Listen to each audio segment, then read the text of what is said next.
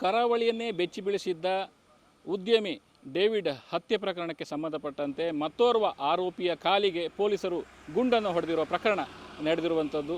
ಸೋಮವಾರ ಮುಂಜಾನೆ 6 ಗಂಟೆ ಸುಮಾರಿಗೆ ಪೊಲೀಸರು ಹೆಬ್ರಿ ನಾಡ್ಪಾಳು ಭಾಗದಲ್ಲಿ ಆರೋಪಿಯನ್ನು ಕರೆದುಕೊಂಡು ಬರುತ್ತಿದ್ದ ವೇಳೆಯಲ್ಲಿಯೇ ಗುಂಡು ಹಾಡಿಸಿರುವಂಥದ್ದು.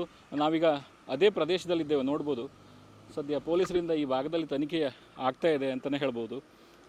ಮುಂಬೈಯಿಂದ ಆರೋಪಿ ಅನುಜ್ ಅನ್ನುವ ವ್ಯಕ್ತಿಯನ್ನು ಪೊಲೀಸರ ತಂಡ ಅರೆಸ್ಟ್ ಮಾಡಿಕೊಂಡು ಇದೇ ಆಗುಂಬೆ ಮಾರ್ಗವಾಗಿ ಉಡುಪಿಗೆ ಕರೆದುಕೊಂಡು ಬರ್ತಿದ್ದ ವೇಳೆಯಲ್ಲಿ ಮೂತ್ರಶಂಕೆಗೋಸ್ಕರ ಇಲ್ಲಿ ಈ ಭಾಗದಲ್ಲಿ ಅಂತ ಹೇಳಿದ್ರೆ ಈ ಆಗುಂಬೆಯಿಂದ ಸ್ವಲ್ಪ ಮುಂದೆ, ಸೋಮೇಶ್ವರದಿಂದ ಸ್ವಲ್ಪ ಮುಂದೆ ಅಂತಲೇ ಹೇಳ್ಬೋದು, ನಾಡ್ಪಾಲು ಅನ್ನೋ ಒಂದು ಪ್ರದೇಶದಲ್ಲಿ ನಿಲ್ಲಿಸಿ ಮೂತ್ರಕ್ಕೆ ಹೋಗುವ ನೆಪದಲ್ಲಿ ಕೆಳಗಿಳಿದಂಥ ಆರೋಪಿ ಆ ಸಂದರ್ಭದಲ್ಲಿ police ವಾಹನದಲ್ಲಿದ್ದಂಥ ಬಂದೋಬಸ್ತ್ನಲ್ಲಿದ್ದಂಥ ಕೊಲ್ಲೂರಿನ S I ಆಗಿದ್ದಂಥ Vinay Korlahalli ಅವರನ್ನು ತಳ್ಳಿ ಅವರ ಆಯುಧವನ್ನು ಕಸಿದುಕೊಂಡು ಓಡಿ ಹೋಗುವಂಥ ಪ್ರಯತ್ನ ಮಾಡ್ತಾನೆ.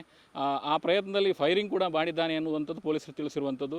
ಈ ಸಂದರ್ಭ ಅದರ ಜೊತೆಯಲ್ಲಿ ಬಂದೋಬಸ್ತಿಗೆ ಜೊತೆಯಲ್ಲಿದ್ದಂಥ ನಂಜಾನಾಯಕ್ ಅವರು ಈ ಸಂದರ್ಭ ಆರೋಪಿಗೆ ಗುಂಡು ಹಾರಿಸಿರ್ತಾರೆ. ಒಟ್ಟು 4 ಫೈರಿಂಗ್ ಮಾಡಿದ್ದಾರೆ ಅನ್ನುವಂಥ ಮಾಹಿತಿ ಲಭ್ಯ ಆಗಿರುವಂಥದ್ದು. ಅದರಲ್ಲಿ ಒಂದು ಆರೋಪಿಯ ಕಾಲಿಗೆ ತಾಗಿರ್ತದೆ. ಸದ್ಯ ಆರೋಪಿಯನ್ನು ತಕ್ಷಣ ಇಲ್ಲಿಂದ ಉಡುಪಿಯ ಆಸ್ಪತ್ರೆಗೆ ವರ್ಗಾಯಿಸಲಾಗಿದೆ, ಅಲ್ಲಿ ಚಿಕಿತ್ಸೆಯನ್ನು ನೀಡ್ತಾ ಇರುವಂಥದ್ದು. ಮೂಲತಃ ಪ್ರಕರಣವನ್ನು ತನಿಖೆ ಕೈಗೆತ್ತಿಕೊಂಡ ಸಂದರ್ಭದಲ್ಲಿ ಈ ಪ್ರಕರಣಕ್ಕೆ ಶೂಟರ್ಗಳನ್ನು ಯಾರು ಒದಗಿಸಿದ್ರು ಅನ್ನುವಂಥ ಮೂಲವನ್ನು ಇಲ್ಲಿ ಪೊಲೀಸರು ತನಿಖೆಯ ಮೂಲವನ್ನು ಹುಡುಕುತ್ತಾ ಹೋದಾಗ ಭೂಗತ ಪಾತಕಿ ಹೇಮಂತ್ ಪೂಜಾರಿಯ ಒಂದು ಹೆಸರು ಕೇಳಿ ಬರ್ತದೆ. ಆ ಸಂದರ್ಭ ಅಲ್ಲಿಂದ ಯಾರು ಆ ಶೂಟರ್ಗಳಿಗೆ ಗನ್ನನ್ನು ನೀಡಿದರು ಅನ್ನುವಂಥ ತನಿಖೆ ಮಾಡ್ತಾರೆ. ಆ ಸಂದರ್ಭದಲ್ಲಿ ಅನುಜ್ ಅನ್ನುವ ವ್ಯಕ್ತಿಯ ಹೆಸರು ಕೇಳಿ ಬರ್ತದೆ. ಯಾಕಂತೇಳಿದ್ರೆ 4 ರಾಜ್ಯಕ್ಕೆ ಬೇಕಾದಂಥ ವ್ಯಕ್ತಿ ಅನುಜ್ ಅನ್ನುವಂಥದ್ದು ಪೊಲೀಸರ ಮಾಹಿತಿಯಿಂದ ತಿಳಿದು ಬರ್ತದೆ. ಅಕ್ರಮ ಶಸ್ತ್ರಾಸ್ತ್ರ ವರ್ಗಾವಣೆ ಇರ್ಬೋದು, ಇನ್ನಿತರ ಹಲವು ಪ್ರಕರಣಗಳಲ್ಲಿ ಈತ ಭಾಗಿಯಾಗಿದ್ದ. ಆ ವ್ಯಕ್ತಿಯನ್ನು ಹುಡುಕಿಕೊಂಡು ಆತನನ್ನು ಬಂಧಿಸಿ, ಯಾಕಂತೇಳಿದ್ರೆ ಮುಂಬೈ ಪೊಲೀಸರಿಗೂ ಕೂಡ ಬೇಕಾಗಿದ್ದಂಥ ವ್ಯಕ್ತಿ ಉಡುಪಿಯ ಪೊಲೀಸರು ಅಲ್ಲಿಗೆ ತೆರಳಿ ಸುಮಾರು 2000 ಕಿಲೋಮೀಟರ್ ಆಗ್ತದೆ ಅಂತಲೇ ಹೇಳ್ಬೋದು. ಅಲ್ಲಿಗೆ ತೆರಳಿ ಆತನನ್ನು ಅರೆಸ್ಟ್ ಮಾಡಿಕೊಂಡು ಕರೆತರುವ ವೇಳೆ ತಪ್ಪಿಸಿಕೊಳ್ಳುವ ಯತ್ನ ಆಗ್ತದೆ. ಆ ಸಂದರ್ಭದಲ್ಲಿ ಪೊಲೀಸರು ಫೈರಿಂಗ್ ಮಾಡಿರುವಂಥದ್ದು.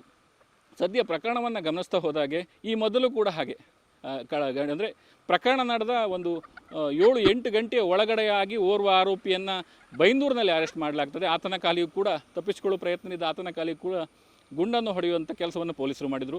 ಒಟ್ಟಾರೆಯಾಗಿ ಪ್ರಕರಣವನ್ನು ಗಮನಿಸ್ತಾ ಹೋದಾಗೆ ಡೇವಿಡ್ ಹತ್ಯೆ ಪ್ರಕರಣದಲ್ಲಿ ಒಟ್ಟು 10 ಜನರ ಬಂಧನ ಆಗಿದೆ ಅಂತ ಹೇಳ್ಬೋದು. ಈಗಾಗಲೇ 9 ಜನರ ಬಂಧನ ಆಗಿ ವಿಚಾರಣೆ ನಡೀತಿದೆ ಅಂತಲೇ ಹೇಳ್ಬೋದು. ಈ 10ನೇ ವ್ಯಕ್ತಿ ಅನುಜ್ ಅಂತಲೇ ಹೇಳ್ಬೋದು. ಹೀಗಾಗಿ ಒಂದು ರೀತಿ ಅಂತ ಹೇಳಿದ್ರೆ ಒಂದು ಭಯದ ವಾತಾವರಣ ಇದ್ದಂಥ ಕರಾವಳಿಯಲ್ಲಿ ಸದ್ಯ ಈ ಆರೋಪಿಗಳ ಬಂಧನ ಆಗಿರುವಂಥದ್ದು. ಮತ್ತು ಈ ರೀತಿಯಾಗಿ ಅಂತ ಹೇಳಿದ್ರೆ ಯಾವುದೇ ರೀತಿಯಲ್ಲಿ ಅವರನ್ನು ಬಂಧಿಸಬೇಕು ಮತ್ತು ಅವರನ್ನು ಕಾನೂನಿನ ಕಪಿಮುಷ್ಟಿಯ ಒಳಗಡೆ ತರಬೇಕು ಅನ್ನುವ ಹಿಟ್ಟಿನಲ್ಲಿ ಪೊಲೀಸರು ನಡೆಸಿರುವಂಥ ಕಾರ್ಯಾಚರಣೆ ಬಗ್ಗೆ ಶ್ಲಾಘನೆ ಕೂಡ ವ್ಯಕ್ತವಾಗಿರುವಂಥದ್ದು. ಉಡುಪಿಯಿಂದ ಅಶ್ವಥಾಚಾರ್ಯ, ನ್ಯೂಸ್ ನೆಕ್ಸ್ಟ್.